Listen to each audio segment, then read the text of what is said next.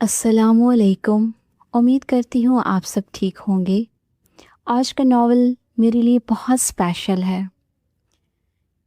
ये ख़वातीन डाइजेस्ट में तकरीबन 2011 में शाया हुआ था। इस लिहाज से मेरी एज बनती है सिर्फ 12 से 13 साल। 12 से 13 साल की एज में मैंने ये नावल रीड किया था। ये नावल उन नावल्स में से है जिसने मुझे मशहूर कर दिया, मुझे अपने शहर में जकड़ लिया था। मैंने इस नावल को बहुत ढूंढा, मुझे नहीं मिला, क्योंकि अब इतनी टीन एज में पढ़ने की वजह से मुझे इसके सीन्स भी भूल चुके थे। लेकिन उसमें कुछ ऐसा था, कुछ ऐसे सीन थे, एक ऐसी तकलीफ़ थी, एक वो दुख था कि जिसने हमारे दिल को छुआ और मुझे उसकी बहुत याद आती थी। फिर अचानक ये नावल मेरे सामने आ गया और मैंने कहा कि मैं अपने तमाम सुनने वालों और पढ़ने वालों की गोश गुज़ार करूं।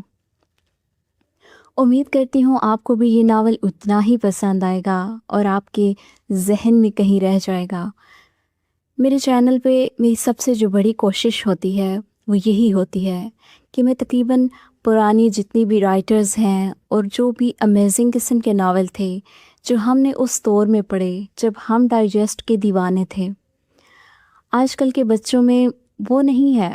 आजकल की वो जेन ज़ी जो बहुत फेमस है, वो भी शौकीन है कहानियों की, लेकिन वो उस अंदाज़ को नहीं समझ सकते जो हमने पढ़ा है, जो हमने सुना था 90s के दौर के बच्चों ने। तो मेरी सबसे बड़ी कोशिश यही होती है कि मैं उन नॉवेल्स को ढूंढूं और आप तक पहुंचाऊं। ये भी एक बहुत ही खूबसूरत नावल है। उम्मीद करती हूँ कि आपको बहुत ज़्यादा पसंद आएगा। कहानी का नाम है हिसाब अभी बाकी है। आसिया रज़ाकी का ये नावल है।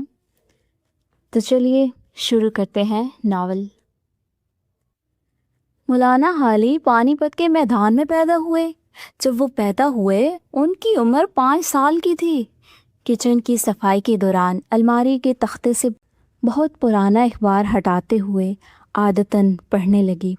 एनी स्टूल पर चढ़ी ऊपर का हिस्सा साफ कर रही थी, तब से नीचे कूदी। हैं क्या बक रही हो? बक नहीं रही, पढ़ रही हूँ। लो देखो, बहुत पुराना अखबार है। इसमें एफए के इम्तिहानी पेपर्स के बारे में जवाबात लिखे हैं जो लड़कों ने दिए हैं। अताउल्लाह हक कासमी का नावल है, पढ़ो। सफाई भूल भाल कर दोनों पुराने बोसीदा अखबार में सर घुसा कर बैठ गईं।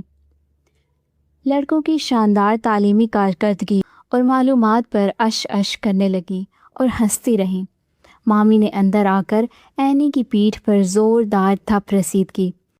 ये सफाई हो रही है, मैं कहूँ बेचारी लड़कियां लगी हैं काम से, मैं खाना ही तैयार कर लूँ, मगर यहाँ तो लतीफ़े बयान किए जा रहे हैं। एनी ने पीठ सहलाई। पका लिया है खाना? उफ़ो, कितनी जालिम माँ है आप, और शायद जालिम सास भी। मामी इन्हें घूरती हुई बाहर चली गई। फिर सफाई शुरू हो गई, मगर अखबार का कालम लड़कों की मालूमात काबिल तारीफ़ थी। वाह! एक लड़के ने लिखा कायदे आज़म का मज़ार कोयटा में है। दूसरे ने लामा इकबाल को ले जाकर कश्मीर में दफन करवा दिया। हद है जहालत, नावाकिफियत और दीदा दिलेरी।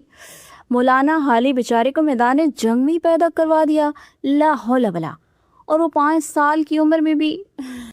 बात सुनो एनी, सबन ने रुक कर कहा। ये तुम्हारे भैया साहब क्या स्वीडन से आकर सीधे किचन में लैंड करेंगे?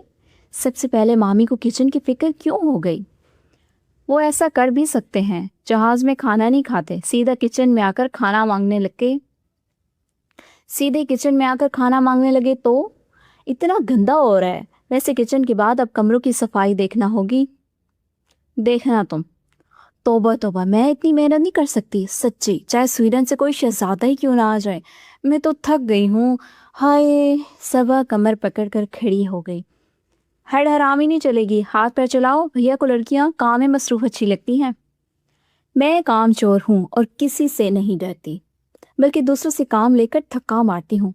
देखना तुम कैसा काम करवाती हूँ। ये करो, वो करो, बेड इधर, कुर्सी उधर, फ्रिज कोने में। ख़तरनाक इरादे हैं। अम्मी से कहती हूँ उनके लाडले की तुर्कत बनने वाली है। अम्मी, अम्मी। और चुप, سارے شہر میں اعلان کرنا ہے کیا؟ کر تو رہی ہوں۔ دوپہر تک پورا کچن چمک گیا۔ مامی خوش ہو گئیں، وہ مگر تھک گئی تھی۔ ہائے کمر، ہائے سر، کھانا کھانے کی سکت بھی نہ رہی۔ گراہتے گراہتے بیچاری سو گئی۔ اس نے کبھی محنت والے کام بھی نہیں کیے تھے۔ اکلوتی اولاد کے لاڈ، اماں کو فکر تھی کہ نصیب نہ جانے کیسے لکھوا کر لائی ہے۔ سسرال کا کیا معلوم، ابھی تو آرام کر لے، اور وہ نخرے کرتے کرتے عادی ہی ہو گئی۔ بھرا لوٹا اٹھانا دو بھر تھا اس کے لیے۔ کچن سے کمرے تک پانی کا جگ لے کر جاتی۔ ہائے ہائے، ساتھ اسکول بیگ، اس سے کب اٹھایا جاتا تھا؟ ملازمہ ہی وین تک لے جاتی۔ اور ہوا کیا تھا پھر؟ بی اے کا شاندار رزلٹ لے کر گھر پہنچی، ساتھ ہی ایمبولینس اماں کا جستہا کی گھر پہنچانے آئی۔ ذرا سی گھبراہٹ ہوئی تھی۔ ابا ہسپتال لے کر گئے تھے، وہیں ڈاکٹر کے ابا کے سامنے گر گئیں اور ختم ہو گئیں۔ ہارٹ اٹیک، پہلا اور آخری۔ ابا کی تو عقل ہی کام نہیں کر رہی تھی۔ کیا ہو گیا، کیسے ہوا، اب کیا کریں؟ وہ تو 2 دن کی چھٹی لے کر سکھر سے ملتان آئے تھے لاڈلی بیٹے کے رزلٹ کے لیے۔ ان کو 6 ماہ کے لیے سکھر بھیجا گیا آفس کی طرف سے۔ آتے ہی افتاد آ پڑی۔ ماموں مامی صاحبات سے فوراً چل پڑے تھے۔ صبح 2 بار بے ہوش ہوئی۔ بہت زیادہ رو لینے کے بعد آخر کار صبر آ گیا۔ ابا پریشان، گھر میں ملازم اور اس کی بیوی تھی، مگر اس کے بھروسے بیٹی کو چھوڑ کر نہیں جا سکتے تھے۔ ماموں نے ہی حل پیش کیا کہ وہ سبق کو لے جائیں گے، جب راشد سکھر سے واپس آئیں اسے لے آئیں۔ لیکن یہ کوئی مستقل حل نہ تھا کہ راشد صاحب کا تو کام ہی ایسا تھا، وہ ہفتوں دورے پر رہتے تھے۔ ماموں نے تو اپنی جانب سے آسان حل پیش کیا تھا، مگر راشد صاحب کے ایک کزن کو اعتراض ہوا کہ جوان کنواری لڑکی کو کس طرح ماموں کے گھر رہنے دیں، جبکہ ان کا ایک جوان بیٹا بھی ہے۔ وہ حجت کر رہی تھیں تو ابا نے تنگ آ کر کہہ دیا، آپا آپ کے گھر میں بھی بیٹے ہیں، آپ کے پاس بھی نہیں رہ سکتی؟ میں لے جا نہیں سکتا، وہاں مجھے اندرون سندھ جانا پڑتا ہے۔ آپ کو اعتراض ہے تو آپ ہی لے جائیں اپنے کسی بیٹے سے نکاح کر کے۔ پھپھو صاحبہ کا رنگ ہی اڑ گیا، لگی آئیں بائیں شائیں کرنے۔ ابھی کوئی بیٹا اس قابل کہاں ہے، اور بڑا تو کسی کو پسند کرتا ہے۔ ماموں نے کھڑے ہو کر کہا، اچھا اگر یہی حل ہے تو میں اپنے بیٹے سے نکاح کروا کے لے جاتا ہوں۔ ابا پریشان ہو گئے، پھر کھڑے ہو کر ماموں کو گلے لگا لیا۔ ماموں کا بیٹا اس سے 2-3 مہینے چھوٹا تھا، لاہور میں انجینئرنگ کالج میں پڑھ رہا تھا، ذہین تھا اور شوقین بھی، سال میں 2 کلاسیں پاس کر لیتا تھا۔ بچپن میں برسوں سے تو اسے ابا نے دیکھا نہ تھا، لاہور سے آنے والا تھا اپنی پھپھو کی تعزیت کے لیے۔ پھپھو چپ رہیں تو ابا نے کہا، مجھے منظور ہے، مگر کسی اور کو اعتراض نہ ہو کہ ماں کے جنازے کے 3 دن بعد بیٹی کا نکاح کر دیا۔ سب چپ رہے، اور بعد مغرب اسے علم ہوا کہ آج ابھی اس کا نکاح ہے۔ دم بخود یک ٹک تیدم دیدم دم نہ کشیدم والی کیفیت تھی۔ مامی نے ایک رنگین دوپٹہ ڈھونڈ نکالا، بیل لگا ہوا، اپنی بالیاں پہنا دیں۔ ظاہر ہے وہ اس ارادے سے تو نہ آئی تھیں، مگر صبا آخر ماموں کے گھر میں ایسے رہنے میں کیا قباحت تھی؟ یہ ڈھکوسلا ضروری تھا، اور وہ موسیٰ تو ماں چھوٹا کتنا تنگ کرتی تھی اسے بچپن میں، تھا بھی بیچارہ سوکھا سڑا، لمبائی میں تو بڑھ رہا تھا مگر چوڑائی مختصر۔ اف، وہ بچپن سے صحت مند تھی، پٹ کر اسے پہلوان کا خطاب دے کر بھاگ پڑتا۔ ہائے اللہ، ابا اس کے پاس آ کر بیٹھے، گلے لگایا، اپنی مجبوری بیان کی، خود بھی روئے، صبا کی بھی ہچکی بن گئی۔ کیا کروں بیٹا، کہاں چھوڑوں تمہیں؟ ماموں سے بڑھ کر کوئی پناہ گاہ ہے بھی نہیں، اور موسیٰ آ گیا ہے، اسے کوئی اعتراض نہیں ہے، باپ کا فرما بردار ہے، اللہ تمہیں خوش آباد رکھے۔ اور پھر اس کا نکاح ہو گیا ایمرجنسی میں۔ نکاح کے بعد ابا کی کزن اس کو پیار کرنے آ گئی۔ اے ہائے ماشاءاللہ، کیا گبرو جوان ہے تمہارا دلہا۔ 2 مہینے کی چھٹائی بڑائی بھی بھلا کچھ ہوتی ہے، مرد تو یوں بھی عورت سے بڑا لگتا ہے چاہے 5 سال چھوٹا ہو۔ اسے پھپھو کی کوئی بات اچھی نہیں لگی تھی۔ کیا تھا اگر وہ اپنے بڑے والے بیٹے کو راضی کر لیتی، ہلدی لگتی نہ پھٹکڑی، بس مفت میں بہو حاضر۔ مگر نصیبوں کی بات ہے، نکاح کے بعد دلہا اندر زنانے میں رسمی طور پر بلایا گیا۔ حاضر خواتین نے سلامی بھی دی ماں پھپھو کے۔ اسے ہوش نہ تھا، رونے سے فرصت ملتی تو دیکھتی کہ خواتین کس طرح خوش ہو کر ابا کو مبارکباد دے رہی تھی۔ پھر کھانے کے بعد سنا کہ وہ لاہور روانہ ہو گیا، چھٹی نہیں ملی تھی۔ 2-3 دن بعد ابا اپنی جاب پر گھر بند کر روانہ ہو گئے۔ صبا ماموں کے ساتھ ساہیوال جانے کے لیے بس میں بیٹھی تھی۔ راستے بھر روتی رہی، مامی سمجھاتی رہیں مگر اس کے آنسو نہ رکے۔ یہ بھی کوئی شادی ہے؟ رخصتی کیا ایسے ہوتی ہے؟ ہائے اماں کتنے ارمانوں سے جہیز جمع کر رہی تھی، کسی چیز کی کمی نہ ہو۔ اپنا گھر، اپنا شہر، اپنی دوست سہیلیاں سب کچھ چھوڑ کر جانا کتنا اذیت ناک ہوتا ہے۔ اور اب پتہ نہیں کب آنا ہو سکے۔ ابا سکھر سے فارغ ہو کر پتہ نہیں کب آ سکے۔ اماں رہی نہیں، میکا ہی نہ رہا، اب کون بلائے کون جائے۔ ساہیوال رات کو پہنچے۔ اینی، صوبی باجی، رخشی آپا موجود تھیں۔ تینوں نے خوشی اور غم کے اظہار کیے۔ اینی پڑھائی میں بہت مصروف تھی، اس کے سیکنڈ ایئر کے امتحان قریب تھے۔ رخشی آپا اولاد پیدا کرنے کو تیار بیٹھی تھی۔ صوبی باجی کی سانس بیمار تھی، اس لیے وہ اپنی عزیز ترین پھپھو کی وفات پر ملتان نہ جا سکیں۔ سب کے بے حد اصرار پر بھی اس سے کچھ کھایا نہ گیا۔ چکر آ رہے تھے، تھکن، صدمہ اور مستقبل کی فکر۔ اینی نے بتایا، بھیا وہاں سے نکاح کے بعد ساہیوال ہوتے ہوئے لاہور گئے ہیں۔ بتا رہے تھے کہ ابا نے جب مجھ سے موٹی پہلوان سے نکاح کا پوچھا تو انکار کرنے سے پہلے میں نے اتفاق سے اسے دیکھ لیا۔ یار موٹی تو ہے پر ہے بہت حسین، بس ناک پھیلی ہوئی ہے، میں نے سوچا مروڑ کر پتلی کا لوں گا، سو اقرار کر لیا۔ ہائے ناک کب پھیلی ہوئی ہے؟ وہ بساختہ اپنی ناک چھو کر بولے۔ وہ تو روتے روتے ناک رگڑتے رگڑتے وہ چھینپ کر چپ ہو گئی۔ ہاں میں بھی دیکھ رہی ہوں، ناک تو خاصی پتلی ہے، موٹی بھی کوئی خاص نہیں ہو تم۔ اینی اسے سر سے پیر تک چیک کر کے بولی۔ صبا جلدی سو گئی۔ اس کے بعد مامی نے بیٹیوں کو تفصیلیں نگاہ کیا، وہاں کے حالات، راشد بھائی کی فکریں، لوگوں کے رویے۔ ماموں نے کہا چھوڑو وہاں کی باتیں، بچی یوں بھی ہماری ہی تھی، اب اپنی ہو گئی، غم زدہ ہے، اس کا ہمیشہ خیال رکھنا، زیادتی نہ ہو اس کے ساتھ۔ صبح وہ اٹھی، پوپ ہٹ رہی تھی، وضو کر کے نماز فجر ادا کی، اماں کی مغفرت کے لیے دعائیں کی۔ گھر دیکھا والا تھا، کئی دفعہ آ چکی تھی، اسے پتہ تھا قرآن پاک کہاں رکھے جاتے ہیں۔ لاؤنج کی الماری سے قرآن پاک نکال کر پڑھنے لگی۔ اماں سے جدائی، گھر سے دوری، نئے اور پرانے رشتوں کا ملن، آنسوؤں سے صفحے بھیگنے لگے۔ کافی دیر تک انہیں سوکھنے کے لیے ہوا دیتی رہی۔ وقت گزرنے کا احساس تب ہوا جب اینی ناشتے کے لیے بلانے آئی۔ صوبی باجی رات میں ہی اپنے گھر کو چلی گئی تھیں۔ رخشی آپا ابھی سوئی ہوئی تھیں، ان کا ایک ہی بیٹا تھا، وہ اپنے گھر پہ تھا، باپ اور دادی کے پاس۔ اینی کی چھٹی تھی، وہ کچھ دیر پڑھتی، پھر صبا کے پاس بیٹھ کر باتیں کرتی۔ صبا کو تو بس اماں کا ہی ذکر پسند تھا، اسی میں دلچسپی تھی۔ اس کے بھیا کو برسوں سے دیکھا تھا، نہ اس کے ذکر میں کوئی دلچسپی تھی، بے خیالی میں سنتی رہتی۔ پھر آخر چند دن بعد میں یہاں کے ماحول اور فضا کی عادی ہو ہی گئی، اب رہنا تو یہی تھا۔ صحن میں زینہ تھا، اوپر کچھ مکانیت تھی، مگر اس نے اوپر جا کر کبھی دیکھا نہ تھا۔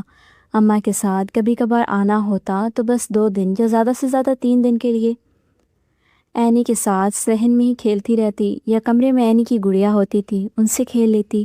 اوپر جانے کا خیال تک نہ آیا اسے۔ باتوں باتوں میں اینی نے اسے خبردار کیا، اوپر کمرے میں جن رہتے ہیں، آوازیں آتی ہیں کھٹ پٹ کی، دن میں تو کوئی چلا بھی جاتا ہے، رات کو اف توبہ۔ ایک رات فون آیا، رخشی کو ہسپتال لے جایا جا رہا تھا۔ مامی سنتے ہی چلی گئی۔ اگلے دن اینی کالج گئی تو کہہ گئی، کالج سے میں رخشی آپا کے پاس چلی جاؤں گی ان کی بیٹی کو دیکھنے، ابا جلدی آ جائیں گے، گھبرانا مت۔ گھبرانے کی کوئی بات نہ تھی۔ صحن میں 3 اطراف میں کیاریاں بنی ہوئی تھیں، وہ وہاں بیٹھ کر گھاس چننے لگی۔ پھولوں کے پودے تھے، دھنیا پودینہ بھی لگا ہوا تھا۔ اسے ابا یاد آنے لگے، انہیں بھی پھلواری کا شوق تھا۔ ہائے اماں کیسے آنن فانن ختم ہو گئی، اب کون کرے گا میرے لاڈ، میری ضدیں پوری، اب کوئی نہیں ہے، ایک زندہ ہو کر دور اور دوسری۔ بھوک کا احساس ہوا تو چونکی، پتہ نہیں کچھ کھانے کو ہے یا نہیں، اینی کچھ بتا کر ہی نہیں گئی۔ دیکھوں کھانا پکانا آتا نہ تھا، مگر شاید آلو ہی بنا لیتی ہوں۔ ابھی کچن تک پہنچی نہ تھی کہ دروازے پر زوردار گھنٹی کی آمد کا اعلان۔ اوفو، یہاں تو گھنٹی بھی اس قدر تیز آواز کی ہے کہ بس توبہ۔ آتی ہوں بابا، دم تو لو۔ دروازے پر پہنچ کر پوچھا، کون ہے؟ باہر کچھ سامان رکھنے اٹھانے کی، پھر ٹیکسی ڈرائیور سے کرائے کی بحث۔ اس نے ذرا سا پٹ کھول کر باہر جھانکا، پتہ تو چلے کون سامان سمیت آ گیا ہے، مگر باہر سے ایک زوردار دھکا لگا۔ آنے والے نے دروازہ ایسے کھولا وہ پیچھے ہٹ گئی، ورنہ منہ پر آ لگتا۔ ارے تم کون ہو؟ لو بلا، دن دہاڑے اندر گھسے آ رہے ہو؟ اے مسٹر سنو! وہ چلاتی ہوئی اس تیز رفتار بندے کے پیچھے بھاگتی صحن تک پہنچی، مگر وہ شخص تو چھلاوا تھا، آگے ہی آگے چلتا گیا۔ پھر سوٹ کیس، بیگ اور تھیلا زمین پر پٹخے اور چلایا۔ کیا ہے؟ مڑ کر اسے گھورا بھی۔ گھر والا ہوں، کیا گھر والے رات کو غصے ہیں؟ فضول لڑکی، اب منہ کیا تک رہی ہو، پانی پلاؤ۔ امی امی، اینی تو کالج میں ہوگی، بھلا تم کون ہو؟ وہ پہچان گئی تھی، دوڑی جھٹ پٹ ٹھنڈے پانی کا گلاس اس کی نظر کیا۔ سمجھ میں نہ آیا کہ شرمانا چاہیے، دوپٹے کا آنچل وغیرہ مروڑ کے دانتوں تلے دبا کر تیچھی نظروں سے دیکھ کر یہ ڈٹ جانا چاہیے۔ ڈٹے رہنے کو ترجیح دی۔ وہ برآمدے میں کرسی پر چڑھ کر بیٹھ گیا۔ وہ خالی گلاس لینے کو بڑھی تو ماتھے پر ہاتھ مار کر بولا، اوہو، یاد آیا، آپ تو وہ ہیں ہماری جی حضوری محترمہ خاتون اول و آخر و آہم۔ فضول اداکاری، وہ تلملا گئی۔ اس خیال میں نہ رہنا کہ میں کوئی جی حضوری نہیں کرنے والی، ہاں یہ یاد رکھنا 2 مہینے بڑی ہوں تم سے۔ شکریہ پہچان لینے کا، ڈاکو سمجھ کر شور نہیں مچایا۔ شور تو بہت مچایا، تم نے سنا نہیں؟ ویسے اس شہر میں ڈاکو سامان لے کر آتے ہیں، لے جانے کی بجائے۔ آنکھیں چڑھا کر گھورنے لگا۔ وہ سین سے بیگ اٹھانے لگی، فوراً لپکا، رہنے دو، خادم موجود ہے، اٹھا لے گا۔ ہیں؟ کون خادم؟ خادم کون؟ میں بذات خود اور کون؟ تم کیا سمجھ رہی ہو؟ سب نے گھبرا کر بیگ نیچے پٹخا۔ کیا تم موسیٰ نہیں ہو؟ ویسے شکل تو وہی لگ رہی ہے۔ بچپن میں بال منڈوانے پر بہت روتا تھا، مگر ماموں گنجا کروا ہی دیتے تھے۔ اب تو بڑے بھی ہیں، گھنے اور کچھ براؤن ہیں۔ وہ چونکی، وہ ہنسا۔ امی کہاں ہیں؟ گئی ہوں گی محلے کی سیر کرنے۔ ایک چوکیدار گھر بٹھا کر رخشی آپا کے ہاں بیٹا ہوا ہے، وہیں گئی ہیں۔ او اچھا، کھانے کو کچھ ہے تو لے آؤ، راستے میں بھی کچھ کھانے کو نہیں ملا۔ چلو جی، ایک اور بھوکا آ گیا۔ کچن میں جا کر دیکھا، فریج ٹٹولا، کچھ نہ ملا۔ ابھی بری طرح علم بھی نہ تھا کہ کون سی چیز کہاں رکھی ہے۔ یہاں تو کچھ نہیں ہے، وہیں سے پکار کر کہا۔ وہ فوراً آیا، آلو انڈے دستیاب ہو گئے۔ چلو انڈے ابالنے رکھ دو، پھر سالن کا مسالہ بناؤ۔ مسالہ؟ پھوڑ عورت، مسالہ نہیں جانتی؟ پیاز کاٹو، تیل میں لال کرو۔ صبا کو غصہ آنے لگا۔ اس نے کب کھانے پکائے تھے جو مسالہ بنانا جانتی ہو؟ اتنے بہت سے انڈے! 6 انڈے اس نے ساس پین میں ڈال کر ابالنے کو رکھے تو وہ پریشان ہو گئی۔ میں، تم، اینی، ابا، کتنے ہوئے؟ میں 2 کھا لوں گا۔ حساب کا تیز ہے واقعی۔ ویسے بھی ایک عدد بہو کے ہوتے ہوئے گھر میں پکا ہوا کھانا موجود نہ ہو، تعجب ہے۔ اے زبان سنبھال کے، مجھے فضول عہدے نہیں چاہیے، رشتہ ہے بھانجی کا، سمجھے؟ پھوڑ بھانجی بڑبڑا کر آلو چھیلنے لگا۔ پیاز لال ہو گئی تو اس میں لہسن، ہلدی، نمک، مرچ، مسالے ڈال کر مسالہ تیار کر لیا۔ آلو ڈال کر بھون لیے، پانی ڈال کر آنچ تیز کی۔ انڈے ابل گئے، اتار کر پانی میں ڈال کر ٹھنڈے کیے، چھل گئے تو پھر جھانکنے لگا۔ اب ان انڈوں کو مسل کر یا چھری سے باریک کاٹ کر آلو کے سالن میں ڈال دو پکنے کے لیے، پھر ہلکی آنچ پر دم دے دو۔ ہدایتیں کسی ٹی وی چینل کا شیف نہ ہو تو۔ ہیں؟ کیا انڈے مسل کر؟ اوف! ماتھے پر ہاتھ مار کر منہ سکوڑ کر تقدیر سے شکوہ کیا۔ کچھ نہیں آتا، کیا ہوگا میرا بھائی؟ آلو کے سالن میں انڈے توڑ کر بھرتا بنا کر ڈالو، ہم ایسا ہی کھانا پسند کرتے ہیں۔ اتنے دن میں یہ تو اندازہ ہو گیا تھا کہ مامی کے اور اماں کے ہاتھ کے کھانے میں کوئی خاص فرق نہیں تھا۔ یہ پتہ نہیں کون سی ڈش تھی۔ اماں انڈے ابال کر چھیل کر ہلکا سا تل کر رکھ دیتی تھی۔ آلو کا سالن تیار ہو جاتا تو اس میں انڈے ڈال دیے جاتے، ڈش میں نکالتے وقت چھری سے آدھا آدھا کاٹ کر رکھتی۔ یہ کیا سمجھا رہا ہے، سمجھ میں نہیں آ رہا۔ پھر اس نے خود آگے بڑھ کر سارے انڈے توڑ کر اپنے حساب سے بھرتا بنا کر اچھے بھلے آلو کے سالن کا غارتہ کر دیا، بلکہ حشر نشر۔ اوف! کیا بدشکل مخوبہ بن گیا تھا، اسے دیکھ کر ہی رونا آ گیا۔ اب یہ کھانا پڑے گا، یہ بد مزاق کھانا۔ روٹی پکاتے وقت وہ خود کو اس عجیب ڈش کے لیے تیار کرنے لگی۔ ماموں مامی ساتھ آئے۔ اینی بھی بیٹے کو دیکھ کر نہال ہو گئے۔ اینی برتن لگاتے ہوئے کہنے لگی، بھیا کہہ رہے تھے کھانا سب نے بنایا ہے، بہت خوش ہیں، کہہ رہے تھے پھپھو کے پکائے کھانوں کا تو دور دور تک شہرت تھا، آخر ان کی بیٹی نے انہی سے سیکھا ہے۔ وہ بیچاری منہ کھول کر رہ گئی، منہ پھلائے سالن ڈونگے میں نکال لائی۔ سب میز کے آگے بیٹھ چکے تھے۔ سالن دیکھ کر یک زبان ہو کر بولے، یہ کیا ہے؟ انڈے آلو کا سالن، صاحبزادے چہک کر بولے۔ صبا نے کہا کہ وہ بہت عمدہ بناتی ہے۔ میں نے کہا چلو بنا لو۔ انڈے؟ ماموں نے مامی کو دیکھا۔ انڈے کہاں ہیں؟ آلو تو کچھ نظر آ رہے ہیں۔ میرا خیال ہے آلو بھوکے تھے، سارے انڈے کھا گئے۔ موسیٰ نے بغور دیکھ کر خیال ظاہر کیا۔ مامی ڈونگے میں چمچہ چلانے لگی۔ تعجب اور تعصب ان کے چہرے سے صاف ظاہر تھا۔ بھائی! اینی صبا کے چہرے کے تاثرات دیکھ کر چلائی، سمجھ گئی یہ آپ کی حرکت تھی۔ کیا ہے؟ کیوں چیخ رہی ہو؟ وہ بگڑ کر بولا۔ چلو میرے بیگ میں ڈبے رکھے ہیں، نکال لاؤ، پیزا اور روسٹ، میں اسی لیے لے آیا تھا، جانتا تھا کھانے میں کیا ملے گا۔ اینی جھٹ اٹھ کر بھاگی، پیکنگ سے پیزا نکالتے ہوئے بڑبڑایا۔ پتہ چل گیا محترمہ پکانے سے نہیں عقل سے بھی آ رہی ہیں۔ اسے بہت زور کا رونا آ رہا تھا۔ ہوٹل کا کھانا پلیٹوں میں نکالا جا رہا تھا۔ وہ اپنی پلیٹ میں آلو انڈے کا سالن لے کر اپنے کمرے میں آ گئی۔ اس کی نااہلی کا ثبوت پیش کرتے ہوئے ذرا شرم نہ آئی۔ اپنی حیرات کا ذکر نہیں۔ اینی نے پکارا مگر وہ یہی بے مزہ سالن کھاتی رہی۔ ماموں نے ڈانٹا۔ مامی کو 6 انڈوں کے ضیاع کا دکھ تھا۔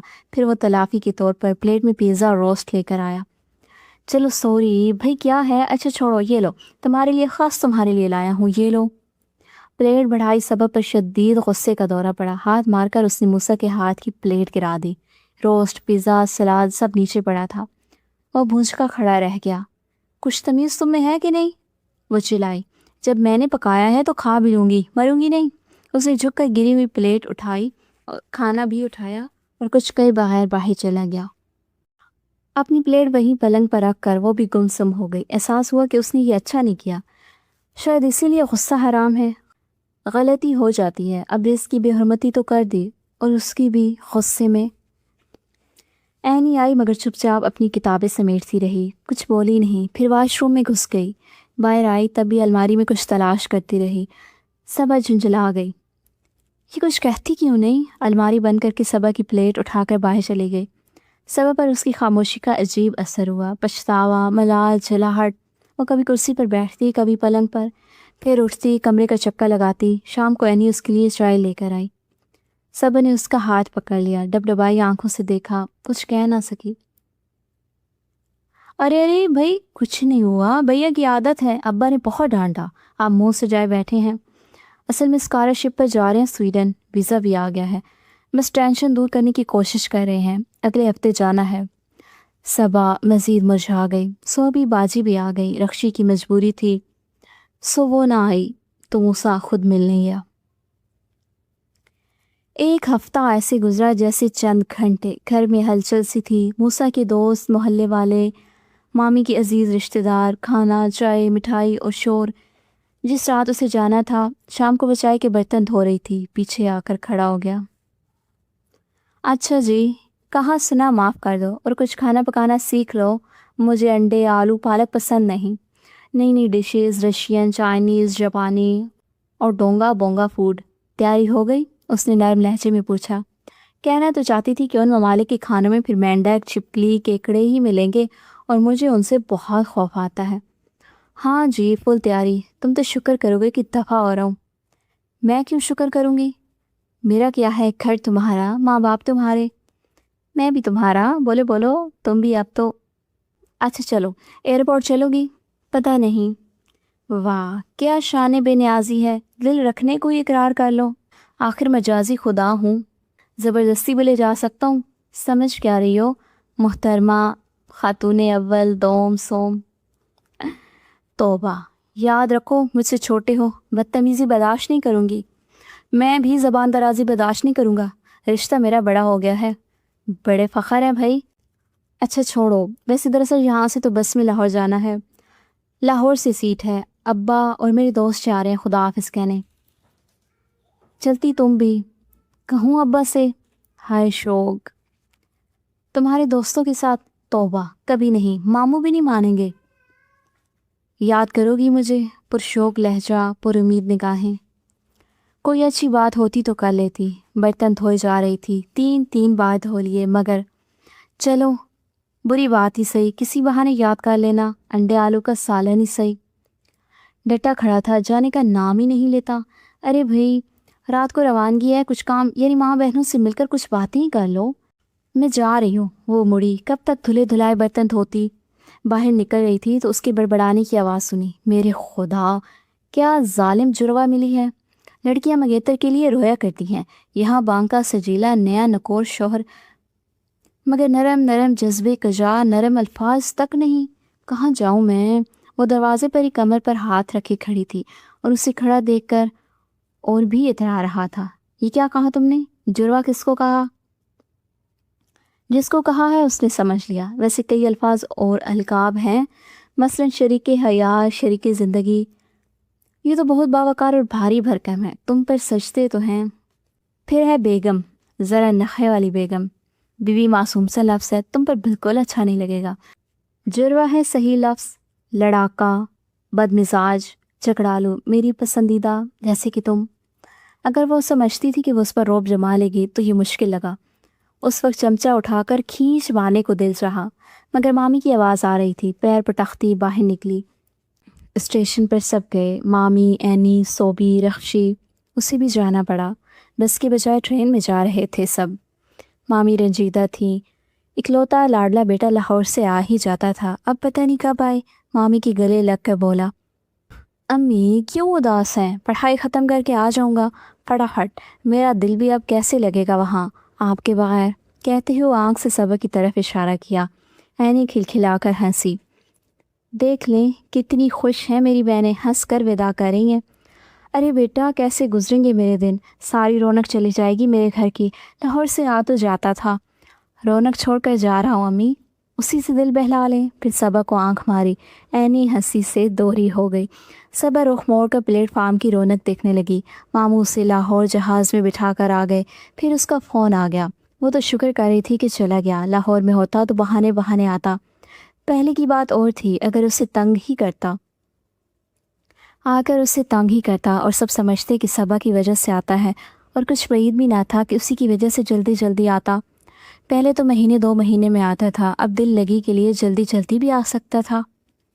اس کے جانے سے گھر میں سناٹا ہو گیا۔ ایک ہفتہ اس کے در گہما گہمی رہی تھی، اب واقعی بے رونقی سی ہو گئی تھی۔ صوبی باجی اور رخشی آپا بھی کم ہی آتی، اینی امتحانوں میں مصروف، خالی وقت میں اماں کو یاد کرتی۔ ابا کا فون آتا تو رونا آ جاتا، ابا آپ آ نہیں سکتے؟ آؤں گا، چھٹی ملے گی تب، بہت سخت ڈیوٹی ہے۔ پھر اسے سمجھاتے، سب تمہارے اپنے ہیں، ماموں سے باتیں کیا کرو اپنی ماں کی، اپنا دل وہیں لگاؤ بیٹا، اب وہی تمہارا گھر ہے۔ سکھر اتنی دور تو نہ تھا، ملتان آ ہی جاتے تھے۔ پتہ نہیں کیا مجبوری تھی، 1 سال گزر گیا۔ ماموں نے برسی پر قرآن خوانی کرائی، یتیم خانے میں دیگ پلاؤ کی بھیجی۔ ابا کا فون آیا، انہوں نے بھی مسجد میں قرآن خوانی کروا کر طالب علم بچوں کو کھانا کھلایا۔ وہ سمجھ رہی تھی ابا ضرور آئیں گے بیٹی کی دل دہی کے لیے، مگر فون پر ہی دلاسا دیتے رہے، اسے کلام پاک پڑھ کر ماں کی روح کو بخشنے کی تاکید اور سسرال میں دل لگانے، خوش رہنے کی ہدایتیں۔ ایک دن ماموں نے کہا، آفس کے کام سے سکھر جانا ہے صبا، تم چاہو تو ساتھ چلو، مگر میں رکوں گا نہیں، رات کو روانہ ہو جاؤں گا، صبح دفتر میں حاضری ضروری ہے، تم اسے اپنے ابا سے مل لینا۔ اندھا کیا چاہے 2 آنکھیں، وہ بخوشی تیار ہو گئی، صرف ٹوتھ پیسٹ اور برش رکھ لیا، کنگا تو پرس میں تھا ہی، ماموں کے ساتھ ہی واپسی ہونا تھی۔ ماموں کو ٹرین سے جانا تھا، اس میں ایک سیٹ تو تھی مگر دوسری نہ تھی۔ صبا نے کہا، کوئی بات نہیں، ملتان میں سیٹ مل جائے گی، میں ملتان تک کھڑی ہو کر یا کسی مسافر کے بکس پر بیٹھ جاؤں گی۔ اور ہوا بھی یہی، ایک بکس پر جگہ ملی، ملتان میں سیٹ بھی مل گئی۔ سوتے جاگتے روہڑی تک کا سفر گزرا، وہاں سے سکھر کے لیے بس لی۔ سکھر پہنچ کر ہوٹل میں دونوں نے ناشتہ کیا، پھر ٹیکسی میں چلے۔ تنگ گلیوں سے ٹیکسی گزر رہی تھی۔ ماموں کون سی جگہ ہے؟ نیند سے بند ہوتی آنکھیں اب کھل گئی تھیں۔ پرانا سکھر، یہی رہتے ہیں تمہارے ابا؟ وہ یہ سن کر سخت بد دل ہوئی۔ پھر ایک جگہ ٹیکسی رکی، ماموں اسے بٹھا کر رہنے کا اشارہ کر کے اترے۔ کسی سے کوئی بات کی، پھر واپس آئی، ٹیکسی پھر چل پڑی۔ ماموں نے ڈرائیور کو کوئی پتہ سمجھایا تھا۔ چند منٹ بعد آخر ایسے ہی تنگ گلی میں وہ اترے۔ ماموں نے ایک دروازہ بجایا، دروازہ کھلا، وہ ماموں کے پیچھے داخل ہوئی۔ اندر چھوٹے سے سین کا سین بھی دل شکن تھا، سیلن کی بدبو اور اندھیرا، حالانکہ اب سورج تو چمک رہا تھا مگر باہر اندر روشنی مدھم تھی۔ ایک خاتون ماموں کو گلے لگائے کھڑی تھی، اس نے بے اختیار چٹکی سے ناک دبا لی۔ پھر ماموں نے بزرگ خاتون سے کہا، آپا یہ صبا ہے، میری بھانجی۔ صبا نے انہیں سلام کیا۔ انہوں نے ہاتھوں کا چھجا بنا کر اسے بغور دیکھا۔ روشنی تھی ہی نہیں، پھر کس وجہ سے اور کس چمک سے بچ رہی تھی۔ اے ہائے میری رشو کی بیٹی، اللہ جی کیسی جوان موت مری ہے میری رشو۔ اسے گلے لگا کر چہکو پہکو رونے لگی۔ ان کے دوپٹے میں بھی وہی بوسیدہ سی بو تھے، سین کی سیلن جیسی، مگر محبت کی خوشبو غالب تھی۔ اشارے سے انہیں اپنے پیچھے کمرے میں بلایا، کمرے میں لے گئیں۔ غالباً انہی کا کمرہ تھا، انہی کی عمر کا، ویسا ہی سادہ اور بوسیدہ۔ آپا وہ بھائی راشد گھر پر نہیں ملے، پڑوسی نے بتایا انہوں نے گھر بدل لیا ہے۔ کچھ پتہ ہے اب وہ کہاں ہوں گے؟ پھر تفصیلاً آگاہ کیا کہ صبا ان سے ملنے آئی ہے اور جب تک وہ اپنے کام سے فارغ ہوں گے یہ اپنے ابا کے پاس رکے گی، واپسی رات کو ہوگی، وہ آج چھٹی کر لیں گے۔ آپا جو ماموں کے رشتے کی بہن تھی پلنگ پر بیٹھ گئیں، جو انہی کی عمر کا لگتا تھا۔ ان کے نحیف وجود کے بیٹھنے سے ہی کراہنے لگا۔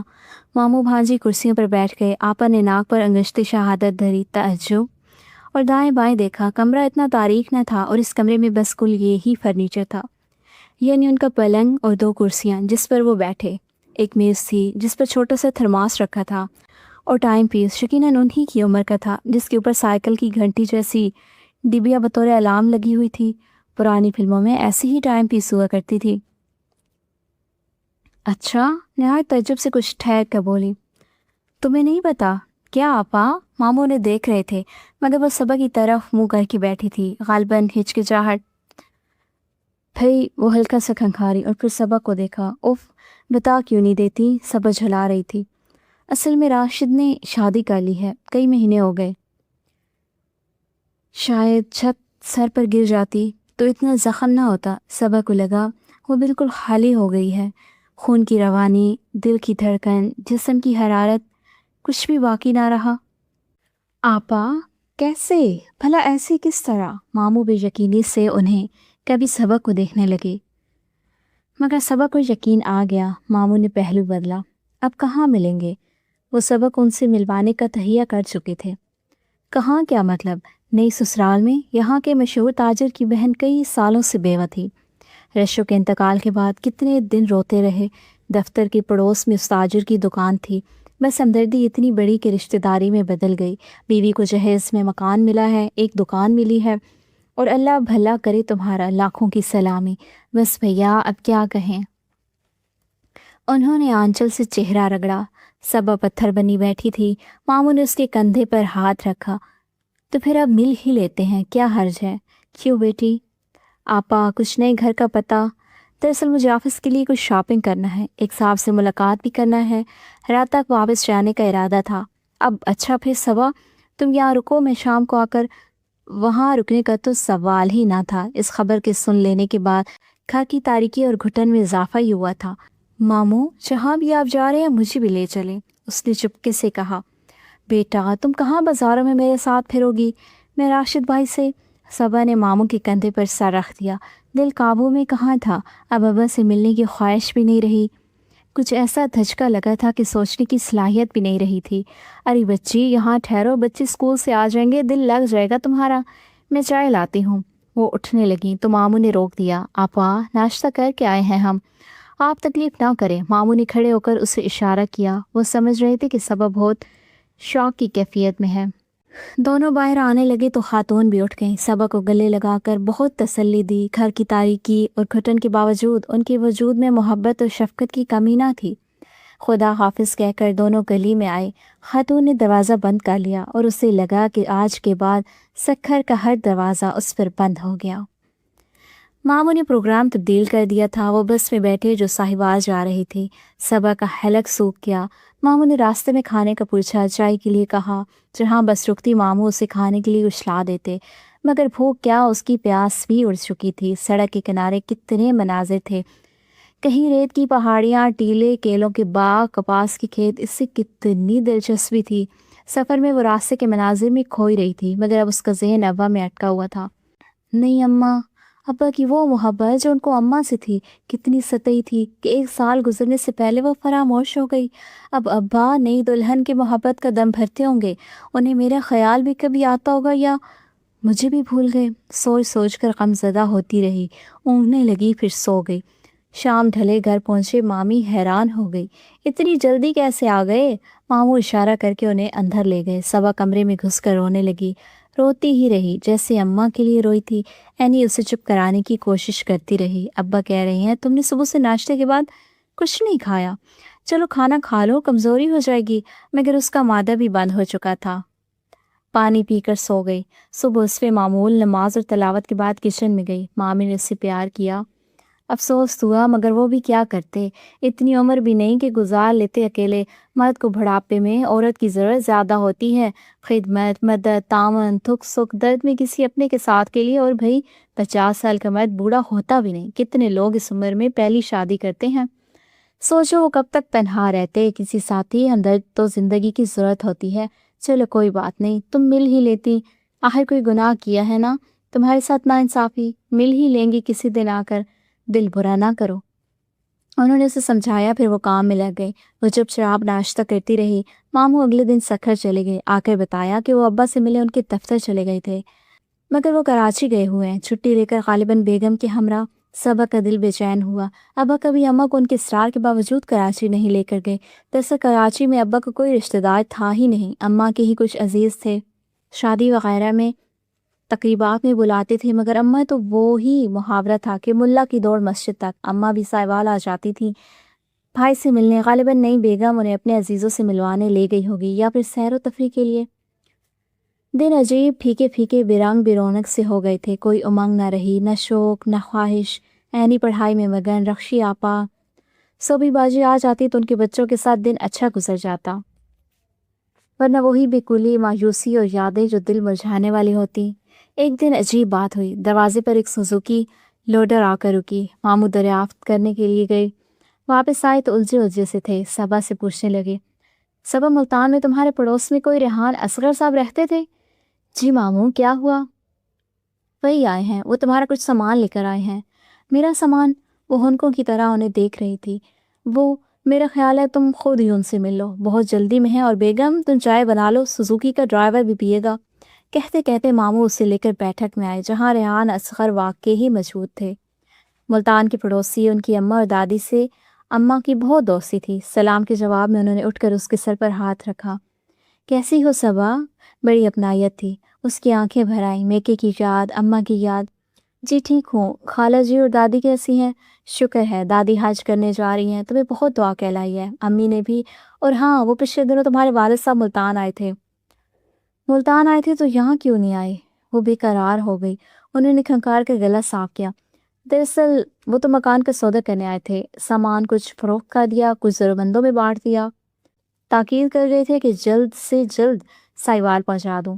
تمہارا سامان ہے، مجھے آنے میں کچھ دیر ہو گئی، معذرت چاہتا ہوں۔